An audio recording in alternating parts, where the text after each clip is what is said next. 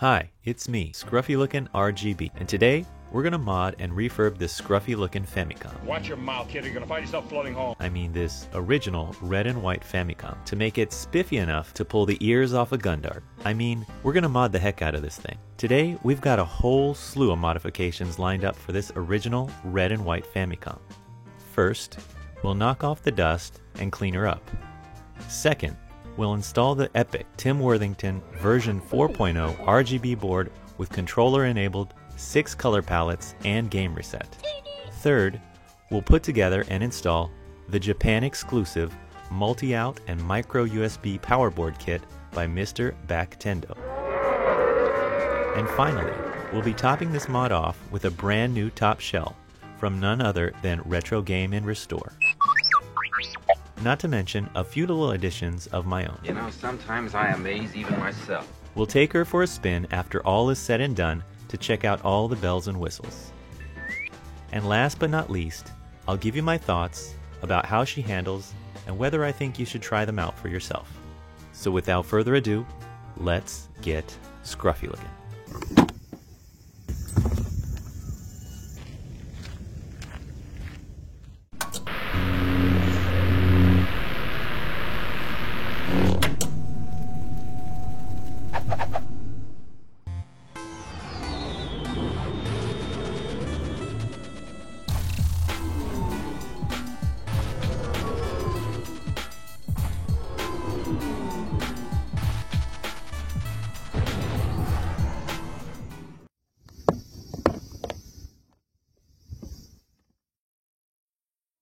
What a piece of junk!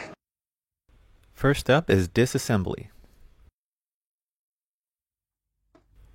6 screws and you've got the top off.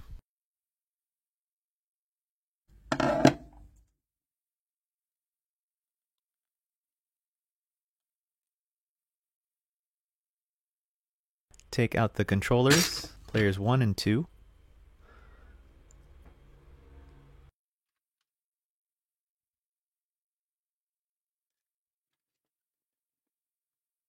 And then the motherboard comes out. This is pretty nasty looking.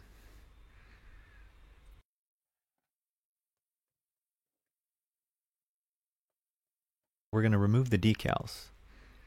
So my lighter fluid trick usually does a good job. So let's get her cleaned up. Some nice and soapy water.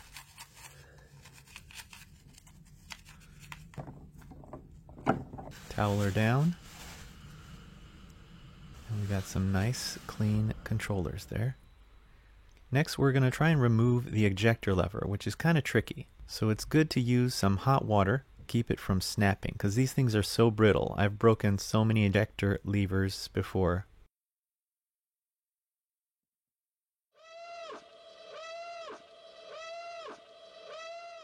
This one accidentally left in for too long. As you can see, it's incredibly warped.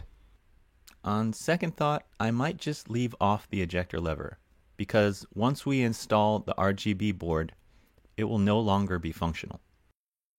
It's a very unfortunate turn of events.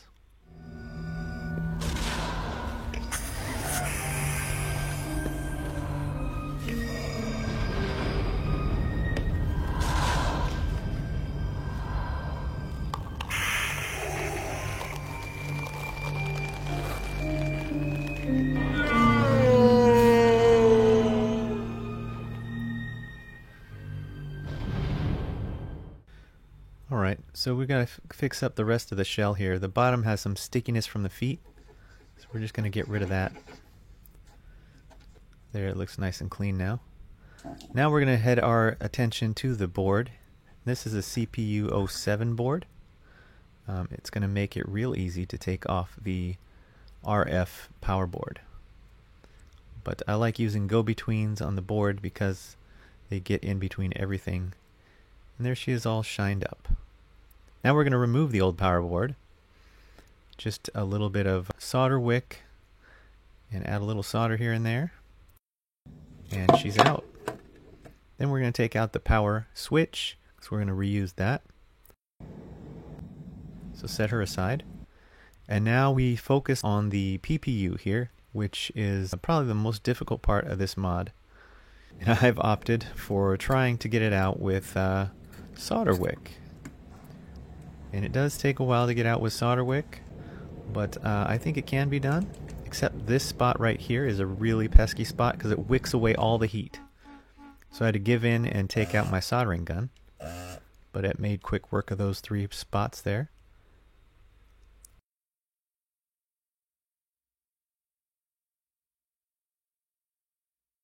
Came out nice and clean. Now it's time for Tim Worthington's RGB NES Famicom board. And you're going to want to stick the socket in there like so. You're going to want to take out the circular headers and install them here like this. Next, you're going to take the adapter board and lay it flush on here like so.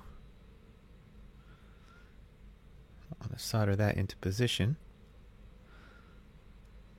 Make sure it's flush when you do so. And then we're going to stick the square headers in there.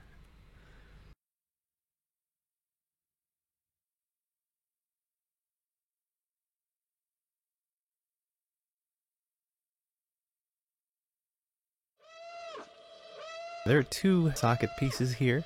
You want to put one there before you solder them together, like my silly self did. So we're going to do away with this one. You don't necessarily need it, and it's going to free up some space in the top of the Famicom. So I'm just going to lay it on top like that.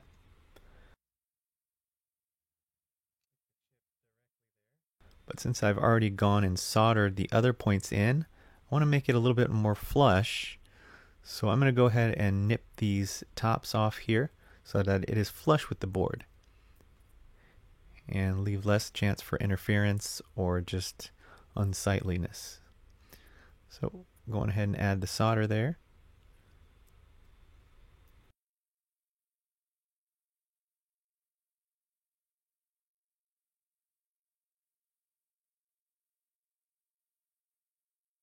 Now we're going to add our PPU. And unfortunately, we're going to have to solder from the top. So I'm going to try and keep it as clean as possible here.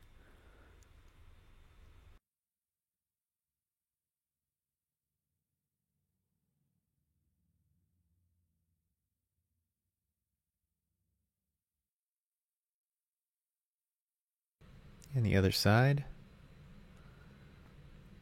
Okay, it looks like it went in okay. Doesn't look too bad. Just checking my work here. Now we're going to stick the RGB board back into the socket there. There are 2 sockets. You want to have one on the board and one on the RGB board. One on the main motherboard and one on the RGB board. Here is the Backtendo multi-out kit.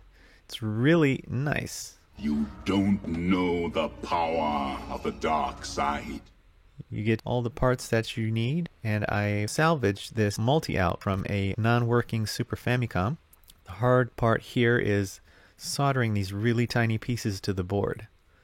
This is my first time to ever solder something so tiny.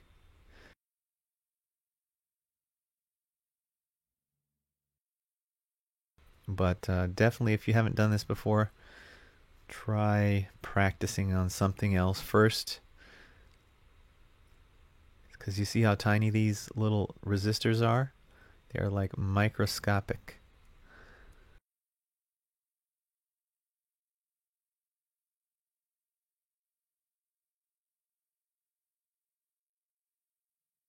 Yeah, you definitely want to have a little bit of experience. I just kind of fumbled my way through it, but little by little it got done.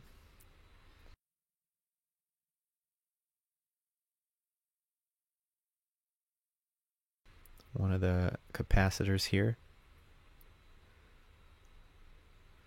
So tiny.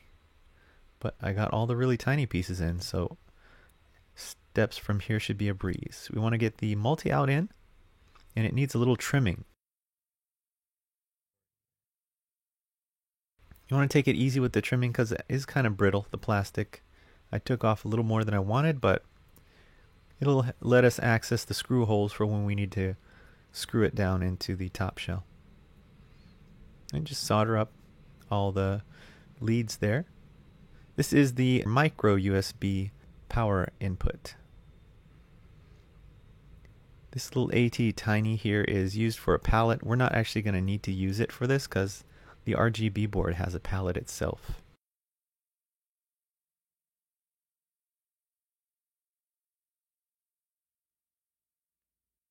Once you got all your components in, solder it up and cut all the legs off of the capacitors.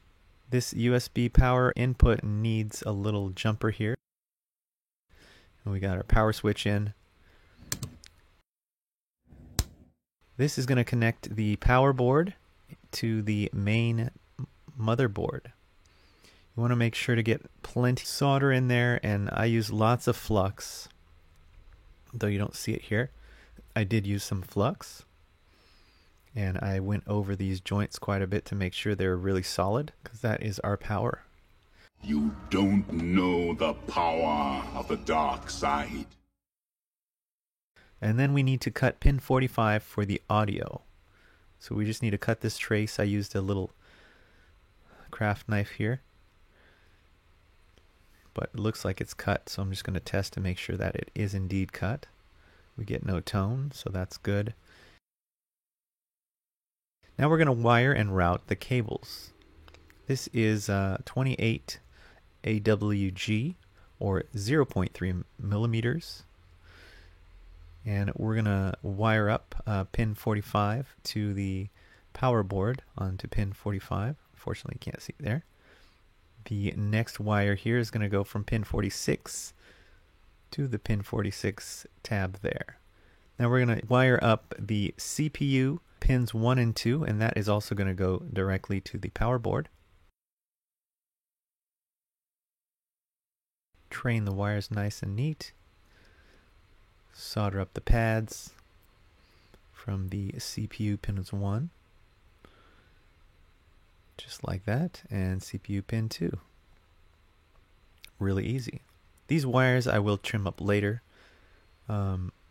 This is the controller that we're going to use to get control of the pallets. So there's latch, data, and clock. And you want to make sure they're going to the right pads on the RGB board.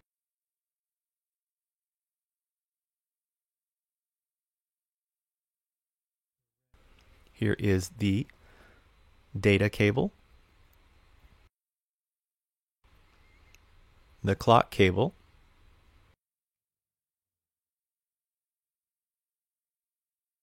and the latch cable. Then this is for the in-game reset.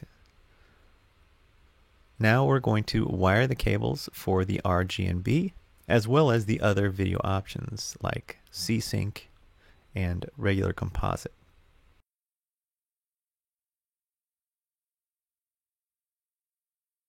You don't want to forget these, like I did here. Now we just need to tin the pads for RGB, video ground, and of course don't forget the S-Video tabs as well. Here's our G and B wires, video, and ground. Just going to connect them to the power board as well. RGB, video, and ground.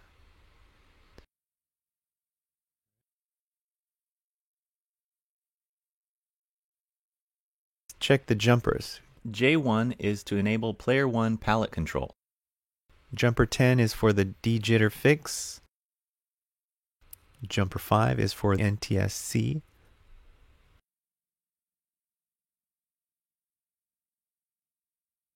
And jumper 3 is for power.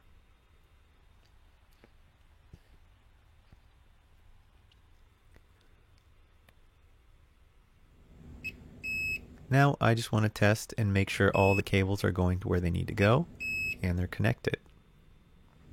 There she is, all looking good. So let's give her a quick test.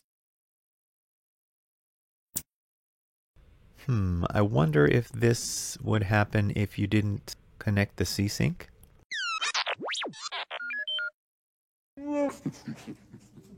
So it looks like I forgot to connect the C-Sync, which is right here.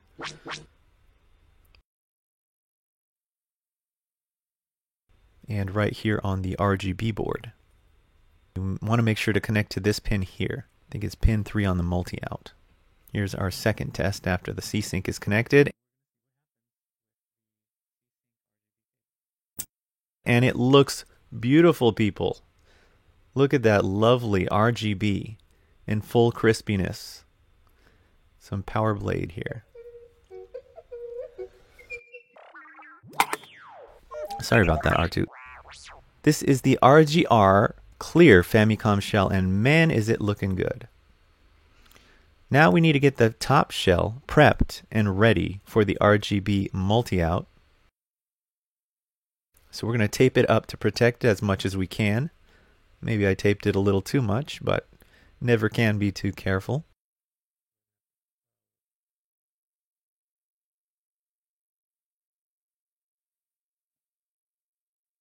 So I'm going to take it easy with the Dremel first to take away all the big pieces.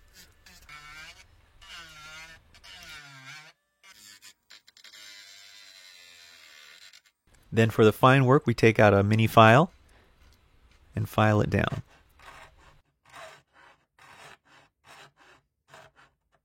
Not bad for the first try. Now we're going to go ahead and pre-tap the posts in the shell, just to get the threads ready, because I don't want to have to use a lot of force when I put this thing together. Use the force. Now it's time for Scruffy's modifications. A nice little light here for the power switch, and some clear casted buttons and switch. So you want to make sure the power switch is not too firmly in there. You want it just tight enough so that you can turn it on and off. And just route the cables like so around the posts. Make sure nothing's getting pinched. And just check my power. Now we're going to swap the controller faces because they were so beat up. I'm just going to use some spares that I had. Looks much cleaner than this. Definitely much cleaner.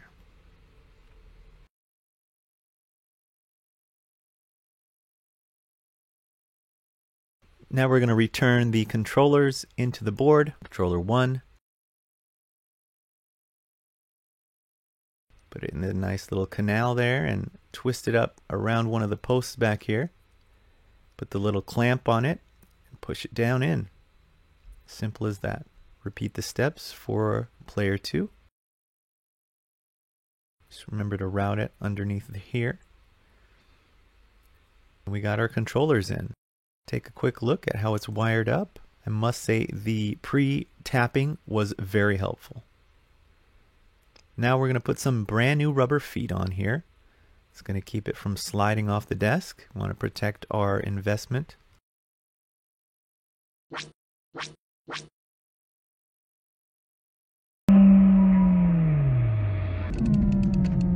Button her up and apply the decals that we took off earlier. It's still very sticky, so you want to be careful not to put it on the wrong way. And the serial number, of course. And the family computer decal on the front. Don't forget the cartridge flap, just a little snappy. Look at that. And the cap. Can't forget our EverDrive.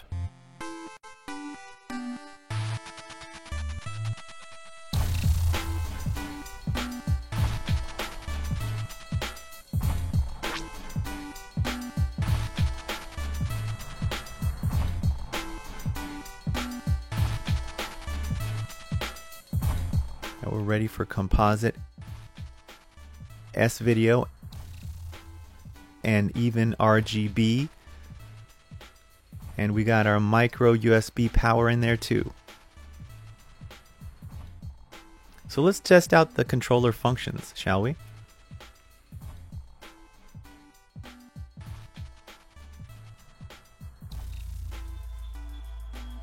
You can see the palettes change on the board here. They have a little LED indicator, which is nice. Hold down Start and Select, and either left or right to cycle through the palettes. It shows below what palette we're on. And the LED indicators also light up, which is very convenient. We're on Digital Prime. And then for game reset, we hold down the Start and Select and A and B. And there it is. Resets it right there. Now let's take a closer look at some of the palettes. Here's Digital Prime by Firebrand X. And then Nestopia. Sony CXA is a really colorful one. Smooth V2 is another Firebrand X. And FCEUX. And then Wavebeam.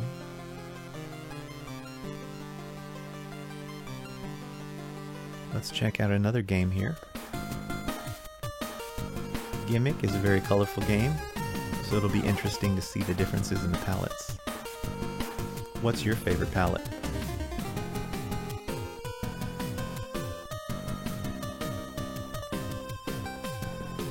And finally, we had to put some Kirby in here, some more colorful games, so we can get a good distinction of how the different palettes compare to one another. Please let me know down in the comments what's your favorite.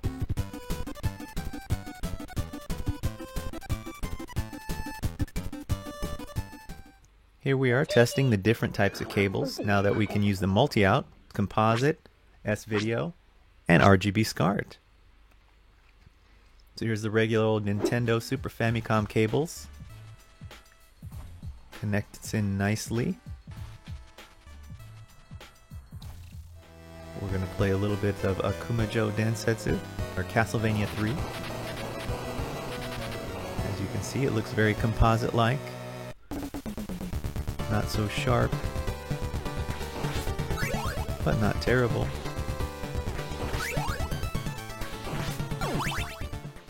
Now let's check out the S-video cables. These are just some cheap ones off Amazon. And they plug in nice. Very easy to switch in and out. So we got the same game. Very, very crispy compared to the composite. Looks very, very clean.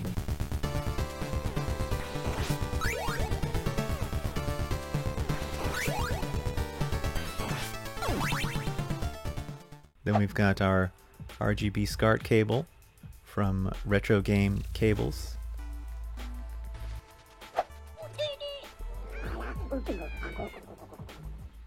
So as you can see, it's much more saturated in a good way. Very crispy. You can see those pixels really sharply. RGB, the only way to play. If you really want to help improve the quality of the channel, please consider donating by way of super thanks. Just click the heart with the $sign and choose the amount you'd like to donate. It'll help upgrade the quality of future videos. Plus, R2 could really use a new motivator. But if you can't, that's okay too. Just remember to subscribe to the channel and click the bell so you will get to see new retro game hunts, mods, and refurbs from here in Japan. Because it's free, and it happens every week. For the version 4.0 RGB board, it's really nice to have those 6 color palettes to play with, and the added functionality to be able to control it from your controller. Also great that there are indicator lights showing you which palette is currently selected. That takes a lot of the confusion out of things. And having the reset function is also a really nice touch as well. The Backtendo multi-out and micro USB power board is well made in my opinion. It makes it so easy to switch between any kind of Nintendo cable you throw at it, and it makes for easy comparisons of video quality from the original Nintendo composite cables, S-video cables, and SCART RGB cables. It works well with retro gaming cables or HD Retrovision YPV PR cables as well. The micro USB power really gives you some nice versatility that's really convenient and much lighter than a heavy power brick. It also allows for VGA output if that's more convenient for your setup. You can also have a separate stereo output line if you so choose. I've opted not to install the jack, but if I deem it necessary in the future, I might install it. There is an optional mic connection for the Player 2 controller, but when I hooked it up there was a lot of awful feedback, and it was really touchy, so I disconnected it. But if anyone knows how to get rid of the feedback, let me know. I'm all for having 100% functionality of the original Famicom. It'll stay disconnected till I can figure out a solution. RGR's clear shell couldn't be any closer to perfection.